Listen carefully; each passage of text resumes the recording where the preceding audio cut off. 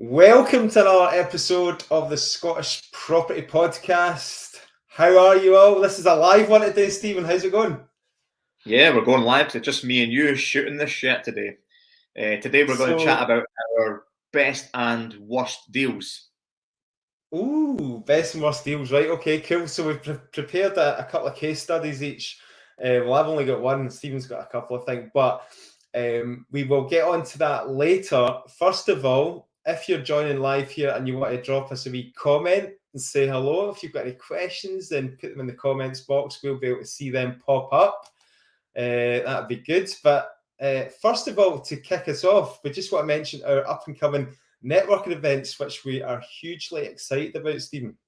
Yep, and we're both crapping ourselves about it because the ticket sales have been going probably a lot better than we thought. So we're going to have quite busy rooms, and we're obviously really excited and nervous about putting on a good event, something that's engaging, that can see people, delivering value and people can enjoy the evening. So yeah, we're looking forward to it, but we're also quite nervy about it. So I'm just dying to do that social media post, that video where, I've only got 3 places left. Like, we're selling out quick, and usually when you see that, it's these gurus who are selling you these courses and basically, they're talking shit. They've got like 30 places still available and they're trying to tell you that it's down to the last 1 or 2, I feel like you're attacking my post yesterday about my one place left on my workshop because someone's got COVID. That's genuine. Was that actually genuine, was it? Genuine one, yeah, unfortunately. I know you're fully authentic, mate, but Nick, no. you are actually almost sold out the Glasgow event, which we're quite competitive with it. And I was saying that we're going to get good numbers at Aberdeen, but you have almost sold out your event. You're only what, 8 or 9 tickets off away? Yeah, so I was speaking to the Glenhill Hotel yesterday, and they said that, due to the size of the room and COVID and all the rest of it, they said that you're probably better capping it at 50. We've actually sold 41. So, yeah, there's only 9 spaces still available, and we've still got a week to go. So, I think, obviously, people are really excited because they've not been able to network to any event like this for probably nearly 2 years now, 18 months at least. And, just want to get back to the in the room face-to-face networking. I think Zooms are fine, but I think people are just a bit fed up now and they just want to get back in the room, don't they? Yeah, absolutely. No, and I'm excited about it as well. Like I've said it before, the people that we've kind of connected with on social media and through the podcast over the last couple of years, and you've never met them personally, but you feel like you've kind of got that bit of you know them pretty well. You feel like you know them pretty well, and relationships that take it to the next level and potentially do business and property is being in the same room, having a coffee, having a chatting more, getting to know each other on a different level. That's when the beauty comes from when people end up doing business together. So I think people have missed that. Absolutely. So, guys, our events are across Scotland. We've got Aberdeen, Dundee, and Glasgow all on the same night. It's November the 3rd. It's Wednesday, November the 3rd, starting at 6:30. If you would like a ticket, tickets are £20. Please get over onto Eventbrite. Like I said, there is still space, but probably in the next couple of days we will be getting to that point of selling out. So get over there. How was that for a sales pitch, mate? Mate, that was quite good. You look like a natural there. And actually, while I'm on, I want to announce our guest speaker. So I'm delighted and excited to announce that we're getting Davy Hutton along. So a lot of people who are in Glasgow know Davy Hutton from the radio adverts. It's quick sale sold, and didn't do that very good impression there. But he is the owner of Quick Sale estate agency, and he's got a load of experience in the property. He's been in the property game for I don't know how long, just like so long. He's got so much experience. He's got good views on how the market's going at the moment as well. So it'd be great to hear his take on it. It's going to be a kind of live podcast format. So I'll be interviewing Davey at the front of the stage. That's good, mate. At the last networking event I ever attended, it was in Glasgow a few years ago, and it was Davy Hutton that was the guest speaker. And he was phenomenal, really, really good knowledge, and doesn't sugarcoat it. He's very much like us. He'll just say it the way it is, no bullshit, no fluff. Just and like you say, he's been in the game a long time. So he's got a lot of good experience and knowledge to share. So that'd be a good one. What kind of questions are you going to ask him? And are you going to talk about the market conditions or? Well, I think he's got his finger on the pulse about things like inflation and all that, market conditions. So I'm really interested in that as well. But obviously, he's out there day in, day out, speaking to motivated sellers because he's obviously structured his estate agency as a quick sale company. So it'll be interesting from the point of sourcing deals as well for all us property investors who are looking to try and get a deal still. Are there still deals out there? What's he experiencing? What are people just expecting now to get over and above the home report for the properties because of this recent boom? You know, all that sort of stuff. It'll be good to kind of pick his brain. I hate that expression, but we'll be picking his brain on tonight. Who are you getting up in Aberdeen? So I've roped in Sam Dyer to talk about it because I really wanted to talk about the focus on Aberdeen. Obviously, the fact that Sam worked in the oil and gas industry for a short period of time before going into property full time, and I couldn't really think it. Like there's probably a handful of people that are very, very active in Aberdeen, and quite a lot of them are in my network as well. And I couldn't really think of anyone more suited for the first one than Sam because he's got a kind of overall view of Aberdeen. He's from the area. He was born and bred and grew up in a village nearby. Obviously moved into the Central Belt, worked offshore, and now because of the market conditions, he's buying a lot of properties in Aberdeen. So I thought it'd be quite a good, compelling story to talk about the properties he's buying. But don't worry for the people that are attending. I'm not going to let him do a 45-minute PowerPoint presentation. I'm going to try and interview him, get people that know me. I'll ask them the real questions. If anyone's got any questions on me, ask them. I'll ask them outright live. I won't give me time to prep for it as well. I'll put him on the spot, and then there's some more case studies and stuff he's done in Aberdeen to show the audience kind of what's available in the city, because he's got quite a diverse range of deals that he's picked up the last year and a half as well. So they're ranging from kind of lower end 40 grand flats to 200 grand properties as well. So it'd be quite nice to see what's working and not working. So yeah, I'm looking forward to it. The thing I like about Sam is he's consistent, he's doing the do, and he's proven himself over the years that he is really active, and he doesn't talk shit either. You can tell that from watching his Instagram account. So it'd be good to see him. That's the problem. He can't talk shit and he keeps going into too much detail, so he flipping puts people to sleep. So if I can try and, because I know his personality, I'll try and extract the good out of him without let him go into too much details. But I mean, I get him presenting on my workshop and he does a phenomenal job. But I absolutely annihilated him the last time because he had all the numbers and it was all in pounds and pence for every deal. That's so much fucking upfront he is with everything. He's like, he couldn't just fluff it. He couldn't just round it up to, it was 200 quid. It was 213 pence. Like it was like everything was done down to the penny, which is good. And obviously I'm in business with him for that reason. He's so detail orientated, but no one wants to listen to that for 45 minutes. So don't worry, I will be asking him the right questions. Let's give Dundee a mention as well, because we've got Kessel Salimi in Dundee with Paul Cummins, and Linda Martin is their guest speaker. So a good friend of the show, Linda Martin. Yeah, Linda will be a great speaker. She just recently spoke at the first PIN event, I think, that went live. So Linda's a really good property developer. She's one that if you're looking to do flips right now, go and follow Linda Martin and check her out, because she doesn't try and go for the below market value property. She doesn't try and negotiate hard negotiations. She pretty much pays market value. But what she'll try and do is through a renovation, she'll be really creative for renovation, and she'll try and pay attention to the market conditions, what's selling, what's in demand, what's really hot. And she'll push the ceiling price of the property she then sells on. So the property profit margin is not in, negotiating a 20%, 25% below market value in a ridiculous market. She actually pays home report or even above home report, but she'll push the ceiling price of a certain property type in a certain area to still make her profit. So she's got really, really good knowledge. She's been doing it a long time as well. Dundee's got a really cracking lineup as well. It's a shame that we're elsewhere, mate, and we can't be at all these events. We'll need to start doing a wee kind of trip around Scotland to kind of show face at these as well. So we will do that in future events. We'll try and get around a few different locations.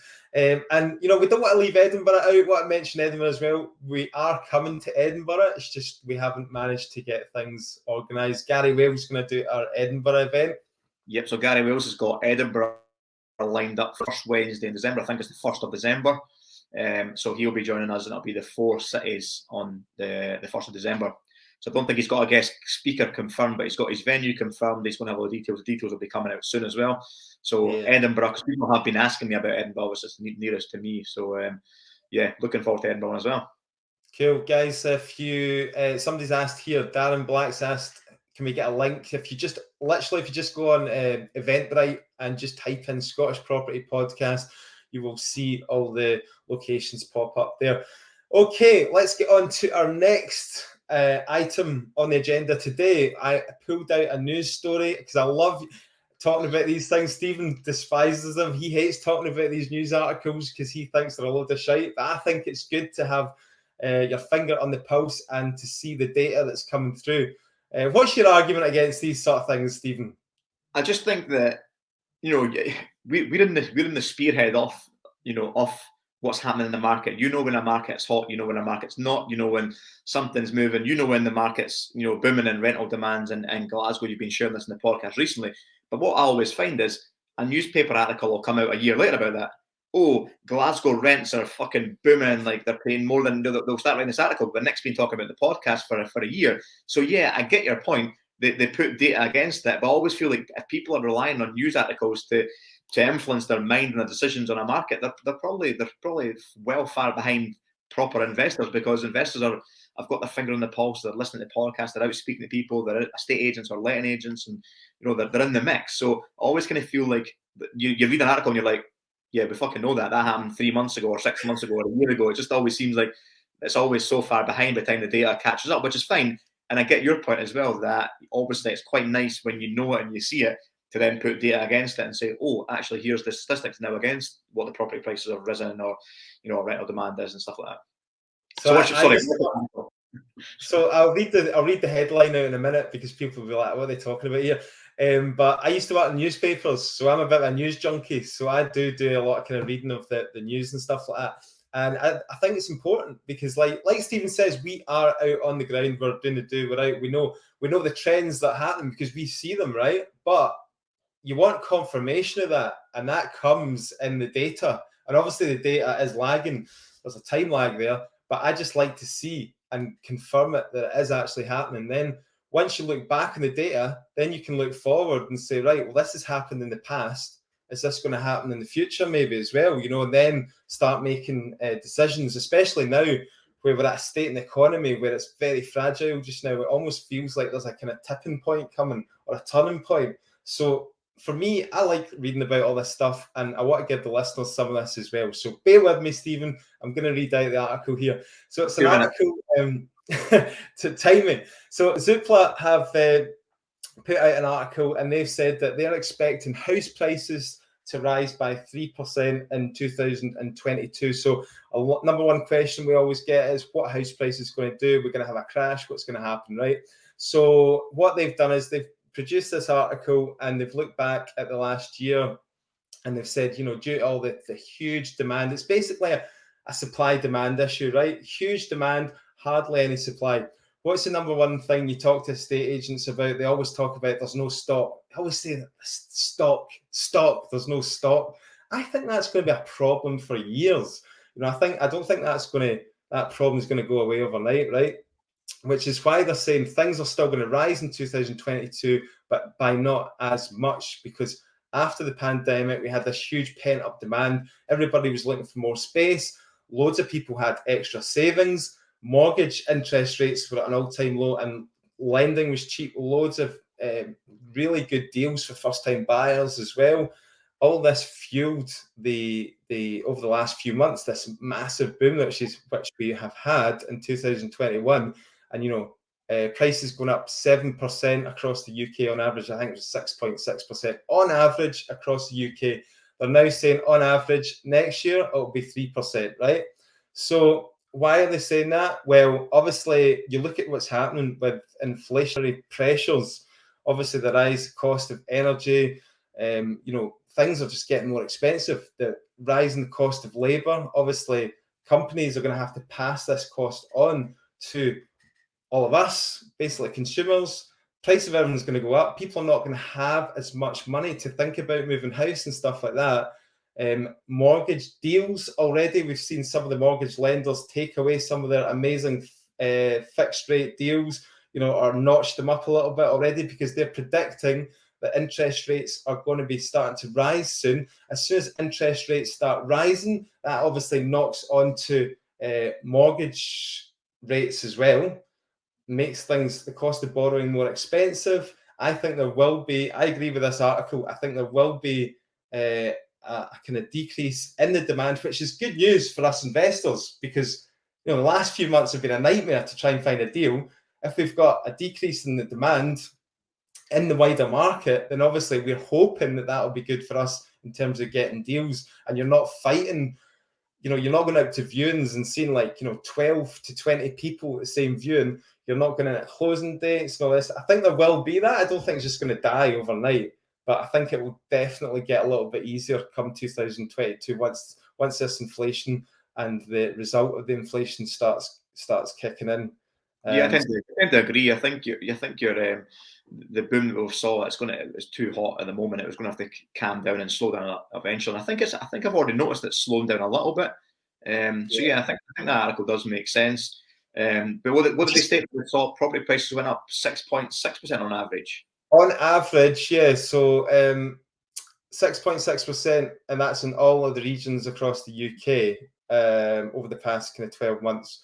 I'll just read out a quick thing, right, and then you can blow the bell. Sorry, you can ring the bell, mate, and tell me my time's up, right? So it says here, the outlook for house price inflation and overall sales volumes is expected to be a balance of positive and negative influences in 2022. The impact of the pandemic on home buying decisions has further to run, albeit it will be less frenetic. This will be supported by the scale of financial gains homeowners have seen in the value of their homes in 2020. Primarily, market momentum catalysts for 2022 stem from the ongoing revaluation of housing needs, increased equity, and moves in the part of the labour force to more hybrid working. Taken together, these factors will continue to bring buyers and sellers into the market. So, yeah, that's probably enough mentioned about that. So, it's good. I was speaking to a couple of local estate agents recently, and they were pretty much saying that 10% above home report, and more is where you need to be to secure a property now, and that's pretty much everything that's come on the market. So, it's hot, but I think it is cooling off a little bit. There isn't as much offers at these closing dates I've been hearing. Cool. Okay, let's get on to the main subject of today, which is our best and worst deal. So this is a common question that myself and Nick get asked as well. Like, people want to know, facts and figures. They want to know, pain points, lessons learned, stuff along the way, and obviously they want to know the successes as well. So we thought we would share a couple of our deals, best and worst deals. So Nick, tell us your best and worst deal. I think you've got a combo one. I'm going a combo because I thought this was a perfect example to give people about how property is a long game, right? And this is what we tell people all the time. If you're looking to get into property for a get rich quick or a quick gain, then think again, because it is not that. And this example demonstrates that absolutely perfectly, right? So I'll give you the address because I did a wee bit of research. I had to go back in land registry and find out the exact, prices and dates and stuff like that. But I'll give you the exact address. It's a property in Glasgow, probably my third ever property purchase. Flat 1/2, 54 Minerva Way, Glasgow, in the Finnieston area of Glasgow. Now, I purchased this back in 2006, pre-crash, financial crash, at the time where Finnieston in Glasgow was not an amazing place to live. Like now, it is like rated one of the top places in the whole of UK. Like I think it was like in the Times newspaper, it was voted one of the trendiest places to stay. Loads of cool restaurants, cafes, that sort of thing. Quite hipsterish as well. Do you know what I mean? So that was because I bought there. Obviously, that's what made it. You drove the price up. So I actually lived in that flat myself back when I was younger, and I've been in it for a few years. But anyway, purchase price in March 2006. And I hope you're writing this down, by the way. Purchase price 151,000, right? And this was quite new build. Wow. Yeah, 151,000. They just built them in 2005, and they were still building them in 2006. So it was a new development by Barratt's, right? So I bought it for £151,000. Lived in it for a couple of years. Obviously, the financial crash hit in 2007, 2008, probably 2008, right? 2008 crash hit. There was properties selling in that same development in 2009 for £100,000, right? So Painful. pretty much within a couple of years and only a couple of months after the crash happened, where all the banks started collapsing, that property dropped in value by about 50 grand, right? I was like, oh my God. And I was trapped. I was kind of stuck in the mortgage deal that I had at the time. Because obviously what happened was you couldn't remortgage because I was sitting in negative equity. So I was like trapped in the deal. And then things, obviously, interest rates, it went on to the standard variable rate. And then I was paying quite a high rate on the mortgage. And there's nothing I could do. But obviously, the rent was still clearing the interest rates. So interest only mortgage. I didn't put a huge amount down on it. I think it was like an 85% loan to value at the time. So I probably only put in about 20 grand or something. I can't remember the exact figures.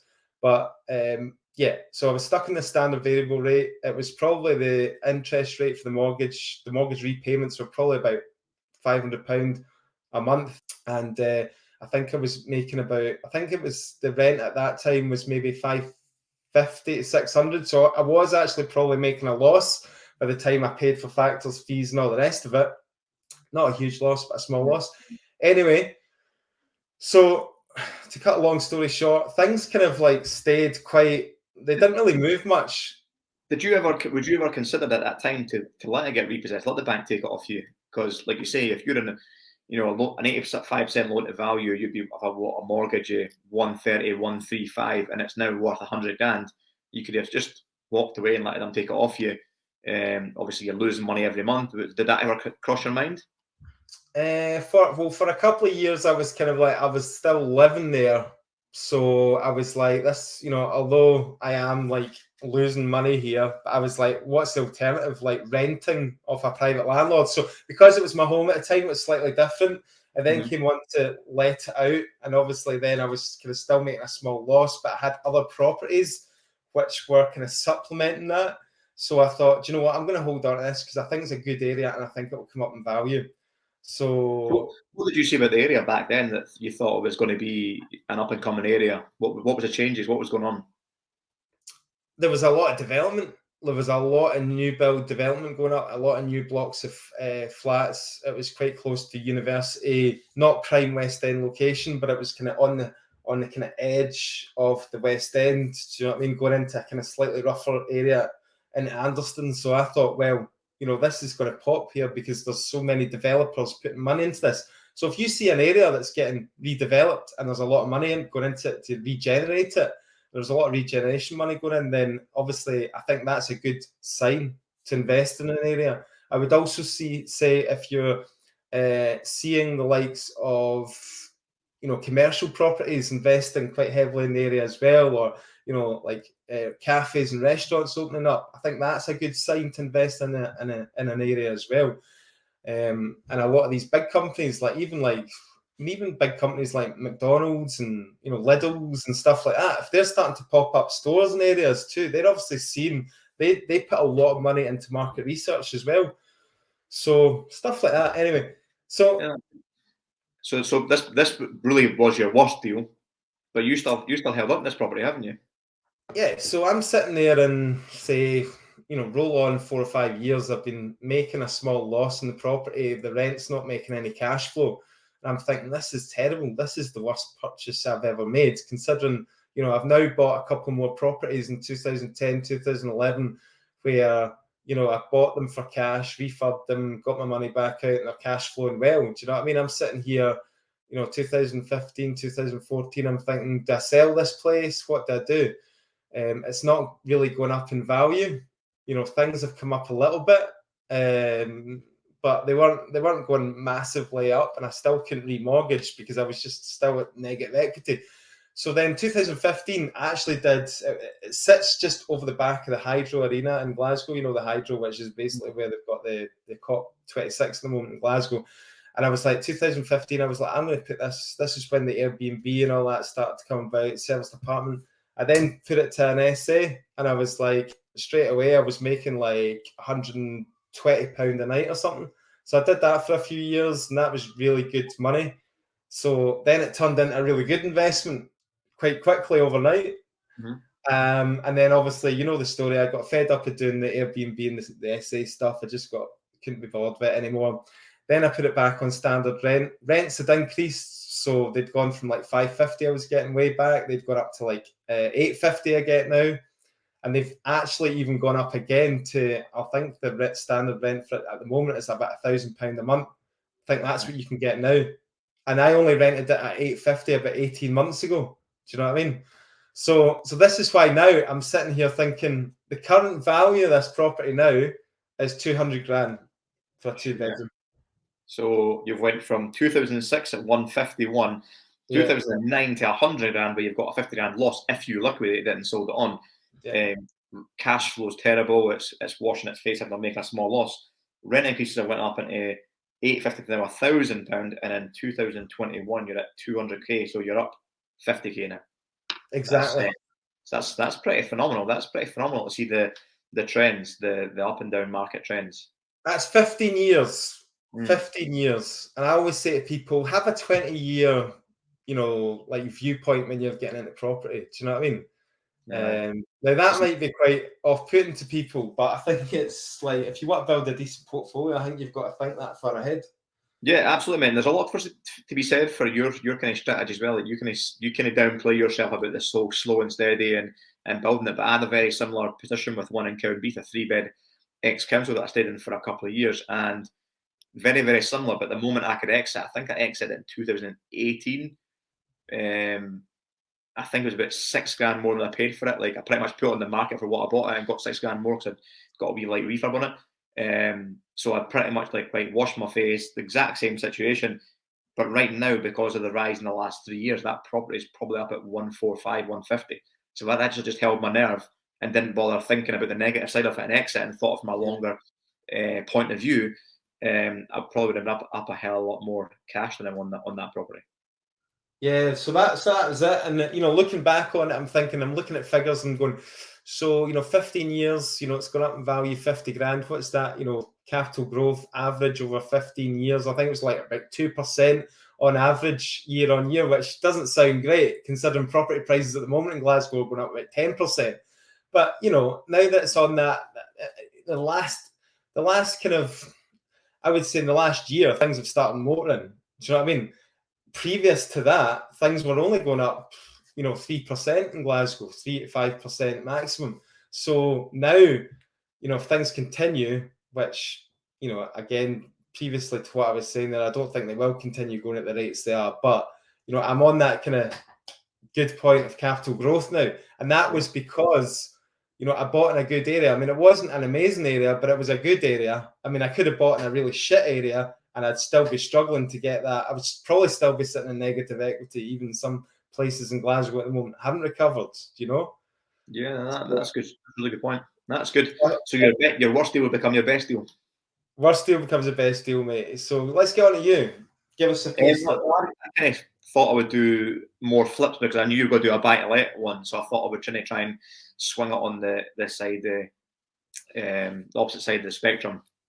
So I'll start on the same trend. I'll do it as the worst deal. So one of the worst deals I bought was 34 Struan Drive in Inverkeithing. And the reason why I bought it was my mum and dad had just recently divorced. And when I went to help my mum look for a wee house, she was very much looking for the future proof of, I need to be on the one level, I need to be a little bungalow and all this kind of stuff. And it was very much the top of our priorities. So I hadn't flipped any bungalows and stuff like that, but I saw the huge demand for it when she was trying to buy one, and obviously how competitive that part of the market was. And a lot of developers don't build bungalows and little things like that because you can get a 4-bed, 5-bed detached house on the same plot of land that can get more and they're for families. So it looked like there's a bit of demand. So it was on the market. Spoke to a local estate agent, brought it to me, let me see it. Went to a closing date and just thinking that I could push the market value on it. So it was a 2-bed detached bungalow on its own plot, mature garden. Like the trees were that overgrown, you couldn't even see the cottage. I think you remember commenting on my Facebook on it at the time, Nick. When I picked up the keys to find it, I couldn't even find the flipping house. I was like, where is this house that we bought? The trees were also overgrown. The new Queensferry crossing was a way to open, and this was like the top junction going onto it. So I thought for commuters or people just being that location, it's bus routes, all this kind of stuff. I was just doing my normal market research on it. So the renovations went really well. It was smooth, nothing too onerous. It was a light refurb. It was a full refurb, big landscaping job. Rewired, new heating system throughout, plaster decorated, new kitchen, bathroom, fully floored. It was nothing too onerous. We ended up spending about 26 grand on the renovation. And what kind of went wrong at the time was a combination of things. I was on a bridging loan at the time, and I'd been using bridging for about a year and a half, 2 years at the time.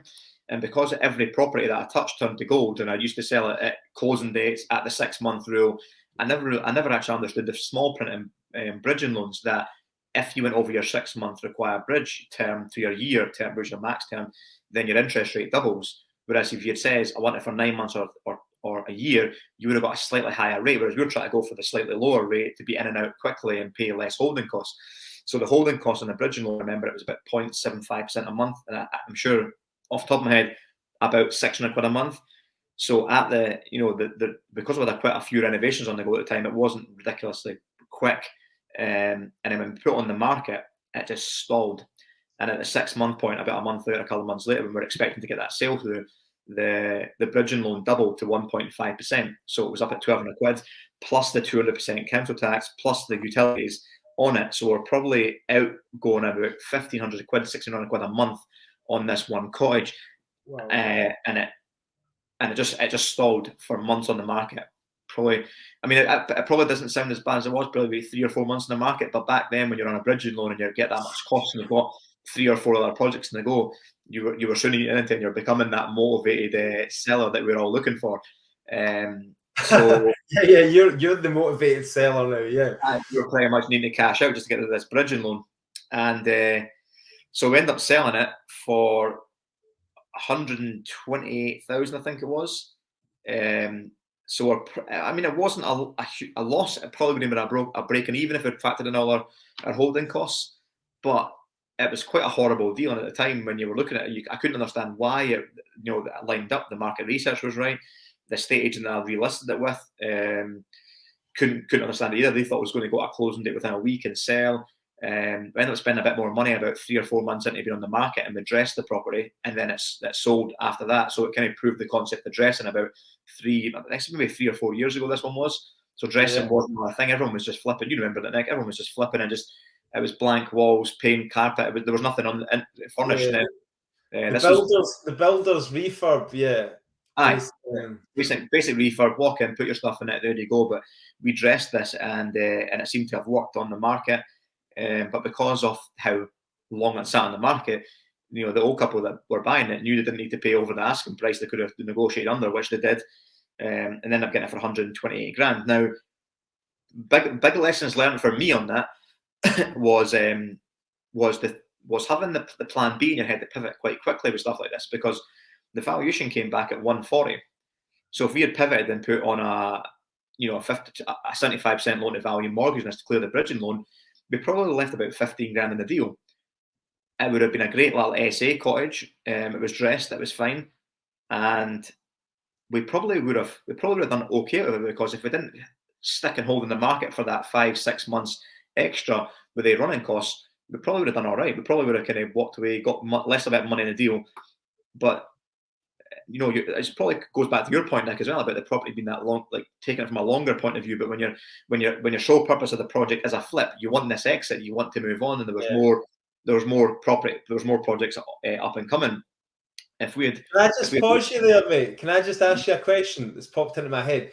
Your mindset at that time of your property kind of journey, career, whatever, were you kind of blinded a little bit by quick in and out? You just want the lumps of cash and all that, rather than building a buy-to-let portfolio. Yeah, this was after clause 24, and I was kind of scunnered with the fact exchanges happening, and so I was wanting to exit the property name, and the company originally was set up to build up a portfolio with a business partner. But when the market was, everyone thinks the market's going nuts now. The market was going very, very buoyant back then, like 3-4 years ago. They started to move quite quickly. So, I thought, well, let's cash out. And everything we're putting on the market was getting a little bit of an inflated home report, and it was selling maybe 10-15% over the home report again. So each property was making decent profit. And I thought, well, if I can quit my job offshore, I can sustain my income by doing these flips. So the mindset wasn't quite tweaked for, it was running with the market conditions. And then I'll go back to the portfolio later on. So it probably been quite a nice point to be more open to these other, plan B, plan C, and pivoting quite quickly, because what's kind of kicking me, because this has come up a couple of times recently, what kicks me now is obviously the way the market's sitting right now. Is if I had just waited 3 years, put a 2 or 3 year fixed term on this mortgage, left a few grand in the deal, essayed it, rented it out, I probably could have sold this property for 160, maybe more right now. So I probably could have, a few years later, I could have exited with a 30, 40 grand profit rather than on it. So there was definitely less learn on. That's you've just cut out there, Stephen. Bad signal. That's you back in again. Seems to be a common theme developing here at this moment in time. I'm hearing a lot of people coming to me saying they flipped a property back in 2016, 17, 18, whatever. They made 10 grand or something like that. But then they're like, I wish I'd kept that property, because that would have come up in value so much. I would be probably, 20, 30 grand sitting in equity. Plus, I would have had all that rental income as well. And I would be building a cash flowing asset into my portfolio as well. Yeah, absolutely. And it's definitely a time and a timing thing. Like, depends on what time you're at in your journey and what you're doing at that time and what you require. If you need the extra £300 a month cash flow, or you need the quick lumps, it really depends on what you're trying to do. Because I've done exactly the same. I've kicked myself. A lot of the properties that I flipped right at the back of the repossessions in 2009, 10, when the market crashed. These were 2 and 3 bed X council houses for 50, 60 grand, and like you say, made 12, 14, 15 grand, like nothing ridiculous, stuff I wouldn't do now. But right now, these properties are all sitting at 125 to 140. Like, it's a fucking good increase. And like you say, you would have had really good cash flow and assets would have built up. But yeah, at a time, I was borrowing money off credit cards to put down deposits and do refurbs on credit cards just to build up that pot again from being stung with a crash as well. So I think it's all a timing thing. Question about your bridging, right? When that came to an end, right, after 6 months, and you basically, those costs started spiraling up. How does that work, right? Because I don't have a great deal of experience in bridging, but do they start asking you for the repayments like there and then or do they roll it up into the loan or something? Maximum, the term is like over. I think it was over a year. If you went over a year, you paid 5%. But because you asked for the bridge at 6 months, you were going to exit. You got your kind of upfront rate, but it went from 0.75 to 1.5 from 6 months to a year. After a year, I think it continued on, but you at 1.5, but you paid 5% fee for going over the year's term as well. So almost after these deals, I started to look into the fine print of the bridging loans in more detail. Yeah. But yeah, at this time, we got hit with a lot of the stuff we were doing at the time. At this moment in time was 3 bed X local authority houses that were easy to flip. They were the low hanging fruit, in and out with a 20, 25 grand refurb and make 20 grand profit, 25 grand profit all day long. Churning them out, looking for something a bit more bespoke, the bungalows, the cottages, bigger houses. And at the time, we had a few projects that were trying to expand and grow into bigger, the flip projects that I'm probably doing now, just that leveling up, just keep leveling up and getting bigger and better. But at these time, quite a few of these kind of stalled and they didn't sell as quick, which, looking back at it, that's why I've always liked the 3-bed house concept, because you can always exit it to a first-time buyer, a single person, a young family, a growing family. It pretty much goes to the full demographics, this house price point, whereas going for a bungalow or going for a cottage, it's only a niche into the one small market, elderly people that are looking for their retirement or for their forever home. So yeah, it was quite an interesting concept as well, but it was some good lessons learned as well. Good lessons learned there. I like that. I like it. So we're at 40 minutes. We probably shouldn't go on. We've got time for. Do you want to just quickly your best ever win? Right, I'll go for the best one, and I'll put on a flip as well. Because, like I said, I'm trying to cover a couple of flip stuff. Now it depends on. I've kind of come up with 2 because it depends if it's a financial reward or it's not always about money with some of these projects. Like the one that I done in Viewfield Terrace was a commercial residential. It's probably my favourite, best deal, but it wasn't a financial best deal. It was just an enjoyable deal because you were turning this traditional Victorian terraced house that was residential 120, 30, 40 years ago when it was built, and been used as an office space for 50 years. It was dingy, dark, just a horrible space, and you can bring it back to its former glory and put it where it should be. But reinstating cornicings and making it suitable to like a modern family house as well was such a nice challenge. It was a big project, a lot of work involved. It was 6 months, but there was such a kind of a feel of pride on doing that project more than the Where kind was of this again? This was in Viewfield Terrace in Dunfermline. So it was an office space that we converted to a 4/5 bed traditional house. So we purchased it for 215,000. I think we spent about 75 grand off the top of my head, but it was a big project. There was a lot of steel work involved, obviously, to try and open up the spaces, the small enclosed spaces, to more modern family living, where it was open plan, kind of kitchen, lounges, and all this kind of stuff. So really, really cool project. So it was 6 months, and we sold it for 357.5 grand. Wow. So there was a decent bit of profit, but there was 3 years involved in it, so it was split 3 ways. So it wasn't a hugely financial reward, but for me, it kind of made me. I just enjoyed the project. I enjoyed bringing it back to its kind of glory, reinstating kind of original features, stuff like that, and then seeing the end result was phenomenal. So yeah, that was probably one of my favourite projects, but not financially. And then once we're chatting about doing these deals, I kind of just thought of one recently, and it was basically just to kind of give the listeners a bit of different viewpoints from risk reward. So this one obviously between sourcing, negotiating, raising the finance, doing the 6 month development, and selling, you're pretty much a year all in to make not a huge amount of money on it, because there was 3 years in this project. But one that I picked up a couple of months ago. It was myself and Sam that picked it up from an estate agent based in Glasgow who had a house in Woodmill Terrace. It's a non-standard construction 3-bed house. And obviously, as I've just mentioned about 3-bed houses, I love 3-bed houses. To get a 3-bed house deal right now in Dunfermline's like hobby horses shit. You ain't getting them. You're not getting them at all. You probably wouldn't even get one on the market for under 100 grand, 110 grand right now. So we managed to get it. So the backstory on it was an estate agent based in Glasgow was looking for a quick. The client was looking for a quick sale, but they weren't willing to put a home report on the property because they were told they would get a zero valuation because there was some flood work that had kind of damaged the ceilings in the downstairs of the house. So obviously, if you can't put a home report on, you can't legally put it on the market. So she came to who she knew in the area that would buy these deals. So we went in and offered, and we got it for 87 grand. And the idea was to flip it straight onto auction because we knew that there'd still be a deal in it for someone. We bought it cheap enough.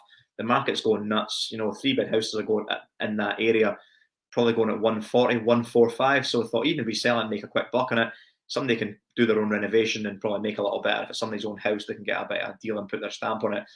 So we just flipped it straight to auction a week later, and I think 6 weeks within picking up the keys, we sold it for 111 grand. So we made 17 grand profit in 6 weeks, and all I did was go in and wreck the place a little bit and make it look like it needed to be, like it's a development opportunity. So the market was ridiculous. It was playing to the market and playing to my experience, I suppose.